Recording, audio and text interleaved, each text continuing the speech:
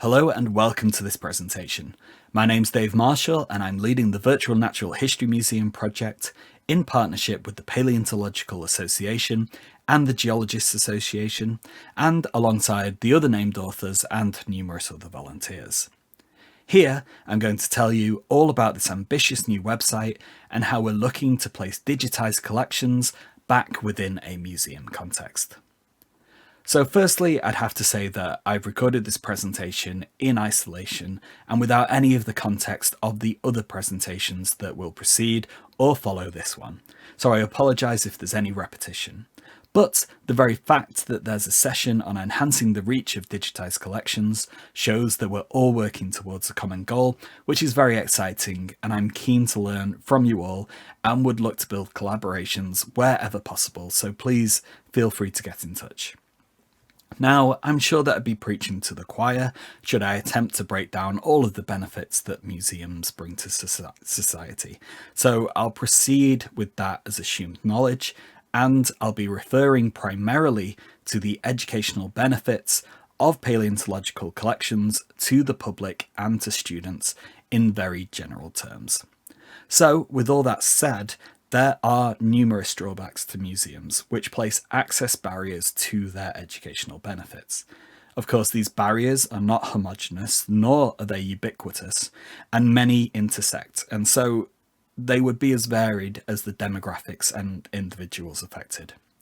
Some of the main barriers would include, but obviously are not limited to, an individual's location and proximity to a museum, the museum's limited opening hours, the socio-economic cost of visiting, including admission, transportation, accommodation, costs of a trip away from home, and cost of time away from work. And then there's access barriers to those with physical and hidden disabilities, including mental health conditions, many of which are falling under the broad category of anxiety disorders, sensory processing difficulties associated with developmental conditions such as autism or ADHD. Fortunately, digitised collections are becoming more and more common, and great efforts are being made by institutions all around the world to take their collections online. The benefits of this are that many paleontological collections are now immediately accessible to anyone, anywhere around the world, and they're free to access. And then their images are often available to download and reuse, and now a huge number of specimens have already been digitised. Unfortunately, these collections are seldom designed for public use, and so there are still numerous issues in getting the public and educators to take advantage of them.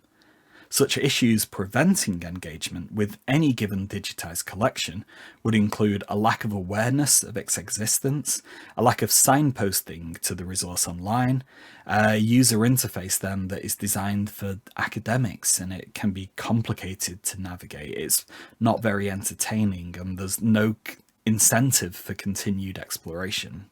And often there are just so many specimens and so much information that it becomes unwieldy. And then many times there's no description of the significance of any given specimen.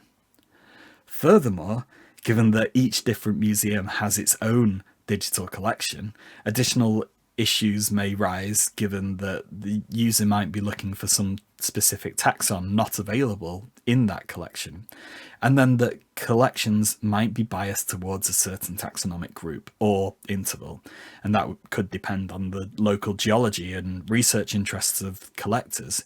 It could be a curator preference of which resources to digitize, or they could have specific digitization projects. So, to answer many of these problems surrounding accessibility and engagement, we've developed the Virtual Natural History Museum. This is a website that displays resources behind a user interface that appears and operates like a computer game. In short, it places the digitized specimens back within a museum context, albeit virtual. The specimens it displays are curated from existing digitised collections of other museums, forming a meta-collection of sorts of the best, the most relevant and the most informative fossils. These are ingested along with key taxonomic and stratigraphic metadata, allowing for the VNHM to auto-curate its displays around any specified group, locality, age, or combination thereof. So once uploaded, a specimen is automatically displayed in the correct context and in the right place in the museum with no additional input required. As the content type, the VNHM is capable of displaying any kind of digital medium, either natively or via embedded iframes, which would extend to video, audio, and 3D models such as Sketchfab. Any specimens that we display are done so with full attribution and licensing details. Now, since this website is a digital representation of a real museum, it's able to provide visitors with many of the same advantages, while circumventing many of the disadvantages. Furthermore, the VNHM possesses numerous attributes that would convey unique benefits beyond physical museums or digital catalogues. In working to remove access barriers, the VNHM will be completely free to access anywhere by anyone, although this will require the user to have some form of computer, although there'll be limited mobile and tablet functionality, and they'll have to have access to the internet. Otherwise, the resources are going to be there, permanently open 24/7, 365, and it will remove many of the aforementioned access barriers. And there'll be fewer safeguarding concerns for vulnerable users. In terms of increasing public engagement with existing collections, the VNHM will help by displaying a taxonomically, chronologically, and geographically diverse range of specimens sourced from a global pool of collections.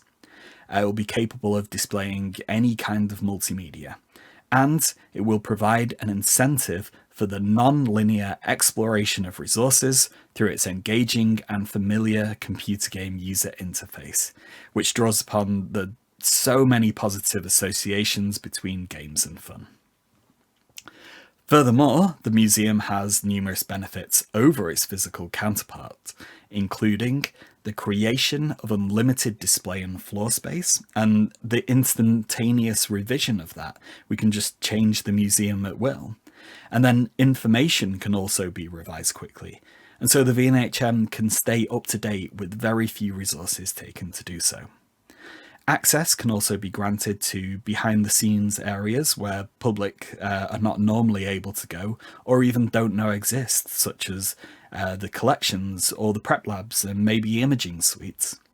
And then it can have additional facilities that would be impossible to have in real life, such as conferences on demand. We could have a synchrotron, a time machine, a prehistoric petting zoo. And then we can staff the museum with virtual paleontologists, always having a paleontologist on hand to talk to any visitors. And then historical features as well. Why not Darwin? Why not Anning? So, as it stands, the back end of the museum has been built and is now fully functional. So if you do want a guided tour of what we've made so far, please do get in touch. The effort now is to curate and design a world-class natural history museum, which, believe it or not, is very hard to do. Whilst we're still in this curatorial phase, we've managed to pull together a small exhibition and invited some school visits to assess the effectiveness of the VNHM as an educational tool. And these schools were all from areas of the UK with low polar scores, meaning that here there's relatively little progression to higher education. And it was immediately apparent that there were barriers to accessing museums for these students, with 43% of them rarely visiting museums and 16% having never visited one. But 93% of teachers we spoke to believed that the VNHM would benefit their students in terms of accessing these resources. 73% of the teachers were positive when commenting on the usefulness of the VNHM in lessons, with all other responses being neutral. We've listened to those comments and are implementing changes to better suit the needs of educators and their students going forwards. Now, on your screen are some quotes from teachers about the VNHM and its potential use in education, which you can hear, pause, and read fully if interested. In general, these responses highlighted the benefits to accessibility, independent exploration, cultural capital, and time and resource management in schools. Further school visits to assess the VNHM's capability of affecting learning outcomes in other low polar scoring areas are planned in the very near future.